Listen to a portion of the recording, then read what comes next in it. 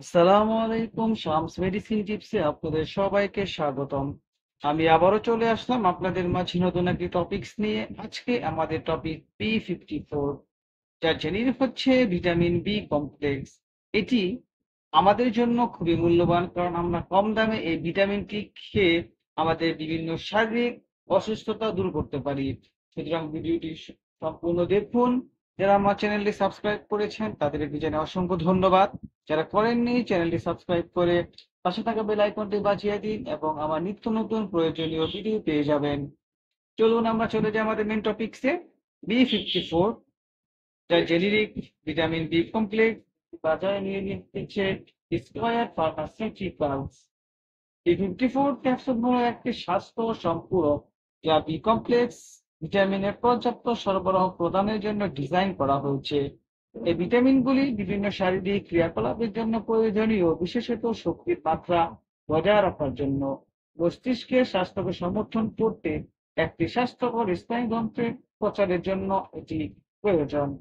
এ পর্যায়ে আমরা জানবো বন্ধুরা যে ভিটামিন বি কমপ্লেক্স বা B54 মধ্যে কি কি রয়েছে। প্রথমে রয়েছে আমার ভিটামিন B1 অর্থাৎ থায়ামিন। থায়ামিন কার্বোহাইড্রেটকে শক্তিতে রূপান্তর করতে একটি গুরুত্বপূর্ণ ভূমিকা পালন করে এবং স্নায়ুতন্ত্র, পেশি এবং হৃদয়ের সঠিক কার্যকারিতার জন্য প্রয়োজনীয়। ভিটামিন B2 বা রিবোফ্লাভিন। রিবোফ্লাভিন শক্তি উৎপাদনের জন্য অপরিহার্য এবং চর্বি, ঔষধ, স্টেরয়েডের ভাঙ্গনে সাহায্য করে। এটি সুস্থ ত্বক, দৃষ্টিশক্তি বজায় রাখতে ভূমিকা রাখে। ভিটামিন B3 বা নিয়াসিন।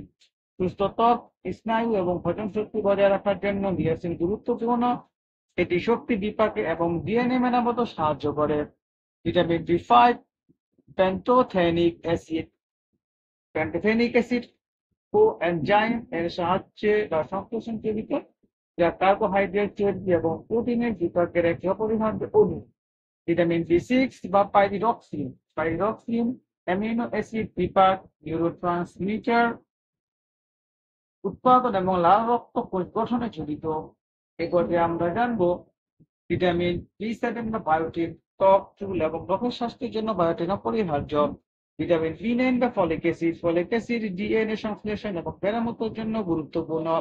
ভিটামিন B12 বা কোবালমিন। কোবালমিন সুস্থ স্নায়ু কোষ বজায় রাখার জন্য, ডিএনএ তৈরি করতে এবং লোহিত রক্তকণিকা উৎপাদনের সহায়তার জন্য অপরিহার্য।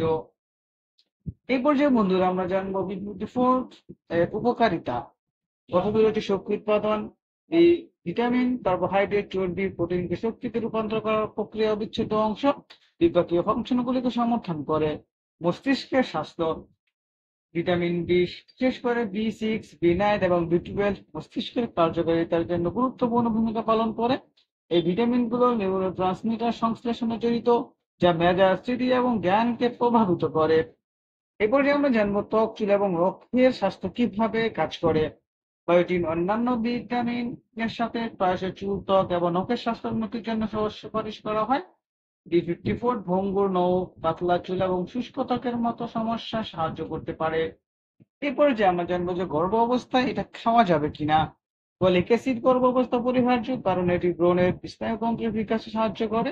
গর্ভ অবস্থায় ফলিক অ্যাসিডের ঘাটতি নবজাতকের মধ্যে নিউরাল টিউব ত্রুটির কারণ হতে পারে। পর্যাপ্ত ফলিক অ্যাসিড গ্রহণ নিশ্চিত করতে B54 গর্ভবতী মহিলাদের জন্য একটি মূল্যবান সম্পূরক হতে পারে। এই পর্যায়ে বন্ধুরা আমরা জানবো যে এর সেবন বিধি কি। B54 সাধারণ ডোজ হলো প্রতিদিন একটি ক্যাপসুল। যদি আপনার শারীরিক দুর্বলতা বেশি হয় সেই ক্ষেত্রে আপনি দুটিও খেতে পারেন। আর যদি প্রয়োজন বোধ করেন তাহলে একজন বিশেষজ্ঞ ডাক্তার অথবা একজন স্বাস্থ্য কর্মকর্তার সাথে কথা বলে মেডিসিনটি গ্রহণ করতে পারেন। পার্শ্ব প্রতিক্রিয়া। প্রতিটি মেডিসিনের পার্শ্ব প্রতিক্রিয়া রয়েছে। B54 এর পার্শ্ব প্রতিক্রিয়া বমি ভাব, ডায়রিয়া, পেট খারাপ ইত্যাদি। সুতরাং আমরা বলতে পারি B54 ক্যাপসুল হলো প্রয়োজনীয় বি ভিটামিনের একটি শক্তিশালী মিশ্রণ, যা শক্তি উৎপাদন, মস্তিষ্কের স্বাস্থ্য এবং স্নায়ুতন্ত্রের রক্ষণাবেক্ষণ সহ বিভিন্ন শারীরিক ক্রিয়াকে সমর্থন করে। সুতরাং B54 সম্পর্কে যদি আপনাদের কোনো কিছু জানার থাকে আমাদেরকে কমেন্টস করে জানিয়ে দিন, আমরা আপনাদের উত্তরগুলো যথাযথ দেওয়ার চেষ্টা করব। যদি ভিডিওটি ভালো লাগে তাহলে বন্ধুদের সাথে শেয়ার করে দিন এবং যদি উপকারী মনে হয় তাহলে আপনার প্রয়োজন মতো আপনি বিভিন্ন জায়গায় শেয়ার করে দিন। আজ এ পর্যন্তই, আবার দেখা হবে নতুন কোনো টপিকসে সে পর্যন্ত ভালো থাকুন। খোদা হাফেজ।